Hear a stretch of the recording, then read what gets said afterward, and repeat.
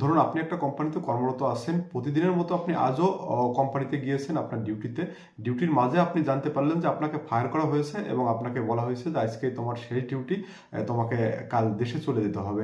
তখন আপনার মানসিক অবস্থা কেমন হতে পারে, এই জায়গাটায় একটু আপনি নিজেকে একটু দাঁড় করিয়ে দেখুন যে আপনার মানসিক অবস্থা কেমন হতে পারে। ঠিক এমনটাই ঘটেছে রাশিয়াতে সিনোফাক কোম্পানিতে কর্মরত আমার ভাইদের সাথে। Welcome back to Ankit in Russia. তো চলুন কথা না বাড়িয়ে মূল ভিডিওতে চলে যাই। তো রিসেন্ট আমাকে রাশিয়া থেকে অনেকেই নক করছে বিভিন্ন শহর থেকে। তাদের বক্তব্য কিছুটা এরকম যে দাদা, আমরা রাশিয়াতে সিনোফাক কোম্পানিতে কর্মরত আছি 5 মাস 6 মাস 1 বছর যাবত, এরকম বিভিন্ন মেয়াদে অনেকেই কর্মরত আছে, কিন্তু আমাদেরকে এখন বিনা নোটিশে বিনা কারণে বাংলাদেশে পাঠিয়ে দিচ্ছে, আমাদেরকে ফায়ার করা হচ্ছে। তো ওনাদের কাছ থেকে আমি এই কারণ জিজ্ঞাসা করলাম যে এটার কারণটা কি। তখন ওনারা যেটা বললো সেটা সত্যি খুবই কষ্টদায়ক, দুঃখজনক। বললো যে যে এজেন্সি আমাদেরকে পাঠিয়েছে, সে এজেন্সি জানতো যে আমাদের সাথে এমনটাই ঘটবে, যে আমরা যেসব সাইটগুলোতে কাজে এসেছি এইসব সাইটগুলোর কাজ এখন কমপ্লিট, এইসব সাইটে এখন কোনো কাজ নাই, এখন কোম্পানি তো আমাদেরকে আর বসিয়ে খেতে দেবে না, কোম্পানি ওই জন্য আমাদেরকে দেশে পাঠিয়ে দিচ্ছে। কিন্তু এজেন্সি এটা জানার পরেও আমাদেরকে রাশিয়াতে পাঠিয়েছে এই কোম্পানিতে।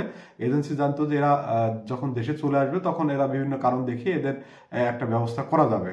তো সেরকম পরিস্থিতিতে এজেন্সি আমাদেরকে পাঠিয়েছে, এজেন্সি আমাদের সাথে সম্পূর্ণ প্রতারণা করছে।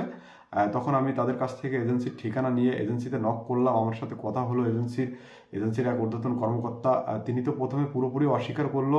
তারপর যদিও স্বীকার করলো, বললো যে যাদেরকে পাঠিয়ে দিচ্ছে এরা হচ্ছে অনুপস্থিত ছিল কোম্পানিতে।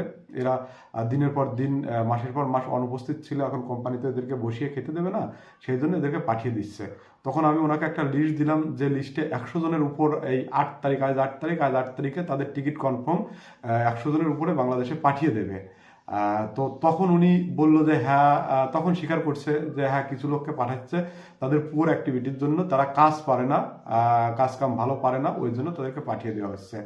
তখন আমি ওনাকে বললাম যে প্রত্যেকটা সেক্টর থেকে, মানে প্রত্যেকটা সাইট থেকে লোক পাঠিয়ে দিচ্ছে, তাহলে এত লোক কাজ পারে না আর এত লোক অনুপস্থিত, মানে বিদেশে গেছে যারা, কষ্ট দিনেই গেছে আর তারা গিয়ে কাজ করছে না, কাজ পারে না, এটা বললেন আর এটা কতটা যুক্তিসঙ্গত? এমনও লোকের সাথে আমি কথা বলছি যারা 29 দিন ডিউটি দিচ্ছে তবুও তাদেরকে পাঠিয়ে দিচ্ছে, তারা তাদের পারফরমেন্স ভালো, তারা কাজ। আমি এজেন্সিকে বললাম যে আপনারা একটা সমাধান করুন। তখন তারা যে সমাধানটা দিল সেটা অনেকটা হাস্যকর, যে আমরা বলছি যে তোমরা দেশে চলে আসো, তোমাদেরকে আবার ডেলিগেটের মাধ্যমে বিভিন্ন দেশে পাঠানো হবে। এখন কথা হচ্ছে যে এই লোকগুলো যে দেশে চলে আসবে, এই লোকগুলোতে 1-1.5 বছর 2 বছর ঘুরে আপনাদের পিছনে ঘুরে ঘুরে দৌড়ায় তারপর তারা রাশিয়াতে গেছে। এখন এই লোকগুলো দেশে আসার পরে আবার 2-3 বছর ঘুরুক আপনাদের পিছনে, তারপর আদেও কি হবে, অনিশ্চিত ভবিষ্যৎ, আদেও হবে কি হবে না, আপনার ডেলিগেটে বাদ দেবেন, বিভিন্ন মেডিকেল রিজন দেখে আপনারা পদে পদে তাদেরকে বাদ দেবেন, পদে পদে ঘোরাবেন, তার হ্যারাসমেন্টের শিকার হবে।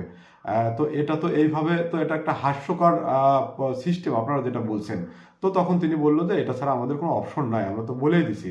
তো আমি যারা আছে ওনাদের সাথে কথা বললাম, রাশিয়াতে যারা আছে ওনারা আমাকে বলল যে আমরা যদি রাশিয়াতে আমাদের কোনো ব্যবস্থা না করে, যদি ব্যবস্থা না করে তাহলে আমাদের যদি দেশে যেতে হয়, দেশে গেলে আমরা যথাযথ পদক্ষেপ নেব, যথাযথ ব্যবস্থা নেব ওই এজেন্সির বিরুদ্ধে। এবং আমার এজেন্সির কাছে একটাই রিকোয়েস্ট থাকবে যে আপনারা যে লোকগুলো চলে এসছে বাংলাদেশে, সে লোকগুলো তো চলে এসছে, আর যে লোকগুলো এখনো আসে নাই রাশিয়া থেকে, আরও 500 জনের একটা লিস্ট তৈরি হয়েছে, তাদেরকেও বাংলাদেশে পাঠিয়ে দেওয়া হবে। আপনাদের কাছে আমার একটা রিকোয়েস্ট থাকবে যে আপনারা কথা বলুন, কথা বলে ওই লোকগুলোর অন্য কোনো সেক্টরে বা অন্য কোনো জায়গায় কাজের ব্যবস্থা করুন। অন্ততপক্ষে ওই লোকগুলোকে একটু বাঁচান, আপনারা ওই লোকগুলোকে বাঁচান। না হলে ওই লোকগুলো দেশে আসলে তো ওদের শোচনীয় অবস্থা, সবারই লোন করা আছে, সবাই দিনা করে করে গেছে, ঋণ করে করে গেছে, এদের তো ফ্যামিলি ভেসে যাবে। আর যদি আপনারা মনে করেন যে না আমাদের ক্ষমতা আছে, আমরা দেখব ওরা কি করতে পারে, তাহলে আমি বলছি যে ওই লোকগুলো আসবে, ওই লোকগুলো আসার পরে আপনাদের যা পরিস্থিতি হবে, আপনারা কিন্তু পিঠ নিয়ে বাঁচতে পারবেন না। আপনাদের ওই এজেন্সি থেকে প্রশাসন দিয়ে আপনাদেরকে তুলে নিয়ে আসা হবে, এটা মনে রাখবেন। আর আপনাদের যে বিএমইটি অফিস আছে সেখানে কমপ্লেন হবে, আপনাদের পরবর্তী ম্যান পাওয়ার আটকে দেওয়া হবে। আপনাদের থ্রেট দিচ্ছি না, আমি সত্যিটা বলছি যে আপনাদের কি হতে পারে। তারপর সংবাদ সম্মেলন হবে। আর ইতিমধ্যে আপনাদের মাধ্যমে অনেক লোক যারা রাশিয়াতে গিয়েছিল তারা কিন্তু রাশিয়ান সেনাবাহিনীতে চলে গেছে। ইতিমধ্যে অনেকেই আছে যে তাদেরকে খুঁজে পাওয়া যাচ্ছে না, এরকম আছে। আপনাদের নামে কমপ্লেন অবধি হয়েছে পররাষ্ট্র মন্ত্রণালয়ে। তো আপনারা একটু সতর্ক হন যে আপনাদের পরবর্তীতে আপনাদের অবস্থান কি। আর যদি মনে করেন যে না এই লোকগুলোকে আমরা সেভ করি, আমরা রাশিয়াতে কর্মর ব্যবস্থা করে দেই, কাজের ব্যবস্থা করে দেই, তখন আমি আপনাদেরকে স্যালুট জানাবো যে না, আপনারা সত্যিকারের আপনারা ভালো মানুষ। আর যদি আপনাদের ক্ষমতা আপনারা দেখান, তাহলে আপনারা পিঠ নিয়ে বাঁচতে পারবেন না, আপনারা এজেন্সির ব্যবসা কখনোই করতে পারবেন না বাংলাদেশে। মনে করেন যে আমাদের ক্ষমতা আমরা দেখাবো, তাহলে এই ভিডিওতে আমি আপনাদের এজেন্সির নাম উল্লেখ করলাম না।